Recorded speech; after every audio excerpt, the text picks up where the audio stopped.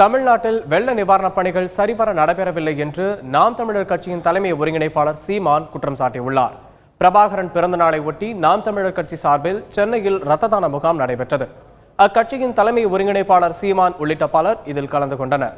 பின்னர் செய்தியாளர்களிடம் பேசிய சீமான், சென்னை நகரில் மழைநீர் வடிகால் கட்டமைப்புகள் முறையாக ஏற்படுத்தப்படவில்லை என்றும் வெள்ள நிவாரணப் பணிகள் சரிவர நடைபெறவில்லை என்றும் கூறினார். தமிழ்நாட்டை மறு கட்டமைப்பு செய்து உருவாக்க வேண்டிய தேவை இருக்கு. 50 ஆண்டுகால திராவிட ஆட்சிகள்ல தமிழகத்தின் தலைநகரிலேயே அடிப்படை கட்டமைப்பு இல்லை. ஒரு சாலை ஒரு நீர் வடிஞ்சு ஓடுறதுக்கு ஒரு நீர்த்தாரைகளோ வடிகாலோ இல்லை. அது தேக்கி வைக்க ஒரு நீர் தேக்கங்களோ இல்லை. அப்ப எல்லாமே இன்னைக்கு ஒவ்வொரு ஆண்டுக்கும் ஒரு தடவை இந்த வெள்ளத்தை நம்ம எதிர்கொள்றோம். ஆனா 2000 கோடி 3000 கோடி 4000 கோடின்னு அதுக்கு நிவாரணத்தை சொல்றோம். ஒரு 2000 கோடியில இது எல்லாத்தையும் சரி செஞ்சிருக்கலாம். LTTE தலைவர் பிரபாகரன் பிறந்தநாள் விடுதலை சிறுத்தைகள் கட்சி சார்பில் சிறப்பாக கொண்டாடப்பட்டது.